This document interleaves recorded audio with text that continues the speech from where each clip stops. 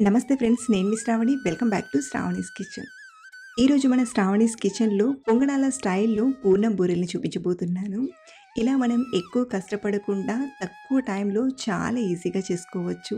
ఇక టేస్ట్ విషయానికొస్తే ఎక్స్‌ట్రా టేస్ట్‌గా పూర్ణం బూరెల్లానే చాలా మంచి రుచిగా ఉంటాయి. అలాగే మీకో విషయం చెప్పనా? ఇలా మనం స్నాక్స్‌గానే కాదు, పండుగ రోజుల్లో చేసి పెట్టినా హ్యాపీగా తినేస్తారు. మరి ఆలస్యం చేయకుండా అప్పటికప్పుడు చేసుకునే ఈ పూర్ణం బూరెల్ని ఎలా చేయాలో ఇప్పుడు చూపిస్తాను రండి. ముందుగా పూర్ణం కోసం ఒక చిన్న మిక్సీ గిన్నెలోకి అరకప్పు పుట్నాల పప్పును తీసుకొని గ్రైండ్ చేయండి. మరీ పెద్దగా కాకుండా కొంచెం రవరవలా గ్రైండ్ చేసుకుంటే చాలా బాగా అనిపిస్తుంది. కాబట్టి ఇలా కాస్త బరకగా గ్రైండ్ చేసి ఒక ప్లేట్‌లోకి తీసుకోండి. ఇప్పుడు ఈ పుట్నాల పప్పు పిండిని రెడీగా పక్కనుంచి మళ్ళీ ఇదే మిక్సీ గిన్నెలోకి అరకప్పు పచ్చి కొబ్బరి ముక్కల్ని తీసుకోండి.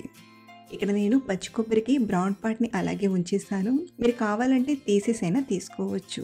సో, ఈ పచ్చి కొబ్బరిని కూడా మిక్సీ గిన్నెలోకి తీసుకొని కొంచెం బరకగా గ్రైండ్ చేయండి. తురిమిన కొబ్బరి ఎలా అయితే వస్తుందో ఇక్కడ నేను అలా గ్రైండ్ చేశాను. మీరు కావాలంటే కొంచెం మెత్తగా అయినా గ్రైండ్ చేసుకోవచ్చు. ఇప్పుడు స్టవ్ ఆన్ చేసి ఒక గిన్నెలోకి ముప్పావు కప్పు బెల్లం తీసుకోండి.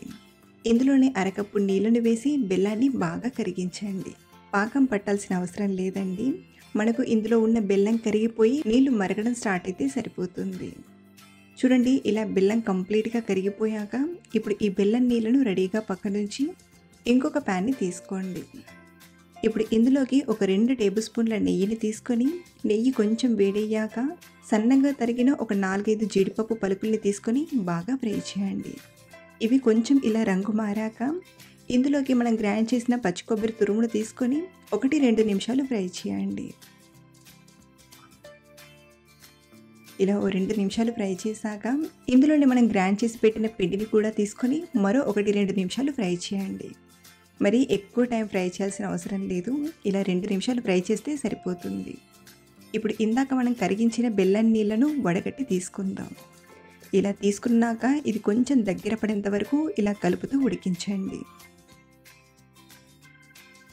ఇందులోకి మంచి ఫ్లేవర్ కోసం ఒక 1/2 టీ స్పూన్ యాలకుల పొడిని తీసుకొని ఇది ప్యాన్కి కొంచెం సెపరేట్ అయ్యేంత వరకు బాగా ఉడికించండి.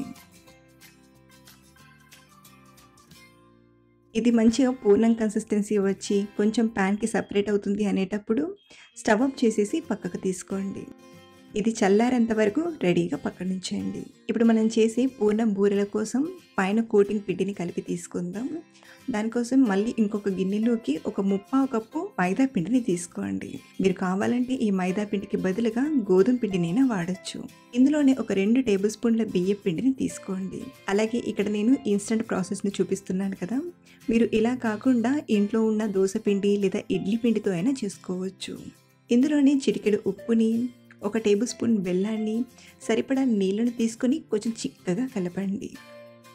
బెల్లం కరగడానికి కొంచెం టైం పడుతుంది కాబట్టి ఇలా కొంచెం పిండిని చిక్కగా కలిపి ఒక 10-15 నిమిషాలు నానడానికి పక్కన పెట్టుకుందాం. ఈలోగా మరో పక్కన పూర్ణం కూడా చల్లారిపోయింది. ఇప్పుడు కొంచెం కొంచెంగా తీసుకుంటూ ఉండల్లా చుట్టి తీసుకుందాం. ఇక్కడ నేను పొంగనాల ప్యాన్లో ఫ్రై చేస్తున్నాను కాబట్టి మరీ పెద్దగా కాకుండా కొంచెం చిన్నగానే ఉండల్లా చుడుతున్నాను. అదే మీరు డీప్ ఫ్రై చేస్తున్నట్లయితే నచ్చిన సైజులో ఉండల్లా చేసుకోవచ్చు. ఇలా అన్ని ఉండల్లా చుట్టి తీసుకున్నాక మనం కలిపి పెట్టిన పిండిని తీసుకొని మరొకసారి బాగా కలపండి. బెల్లం కంప్లీట్గా కరిగిపోయింది.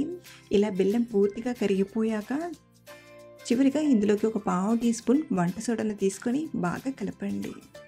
ఇలా చివర్లో కొంచెం వంట సోడా వేయడం వలన మనం చేసే ఈ ఇన్స్టంట్ పూర్ణాలు అనేవి చాలా బాగా వస్తాయి. ఇలా మళ్ళీ ఒకసారి బాగా కలిపాక చూడండి, మనకు కన్సిస్టెన్సీ అనేది ఇలా కొంచెం చిక్కగా ఉండాలి. ఇప్పుడు మనం వీటిని ఫ్రై చేయడానికి మరో పక్కన స్టవ్ ఆన్ చేసి పొంగనాల ప్యాన్ని తీసుకోండి. ఇన్ కేస్ మీ దగ్గర ఈ పొంగనాల ప్యాన్ లేకపోతే డీప్ ఫ్రై చేసైనా తీసుకోవచ్చు. ఇప్పుడు ఈ అన్ని గుంటల్లోకి కొంచెం కొంచెంగా నూనెను ఫిల్ చేసుకుందాం. ఇలా మనం తక్కువ ఆయిల్తోనే మంచి రుచిగా చేసుకోవచ్చు.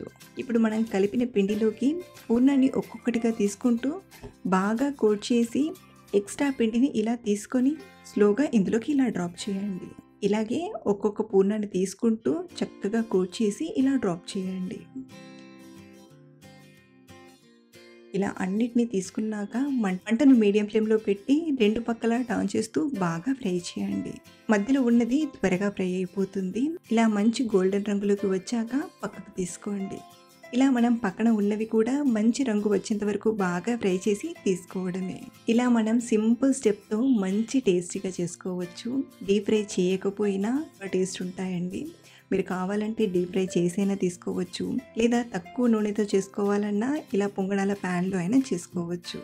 ఇక్కడ నేను పూర్ణాన్ని ఇన్‌స్టంట్ వేలో చూపించాను కదా! అలా కాకుండా శనగపప్పుతో చేసిన పూర్ణం బూరెల్ని చూడాలనుకుంటే డిస్క్రిప్షన్‌లో లింక్ పెడతాను, ఒకసారి చూడండి.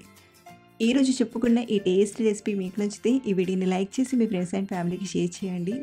ఇలాంటి మరిన్ని సింపుల్ అండ్ టేస్టీ రెసిపీస్ కోసం మన ఛానల్‌ని ఫాలో అవ్వండి. Thank you for watching.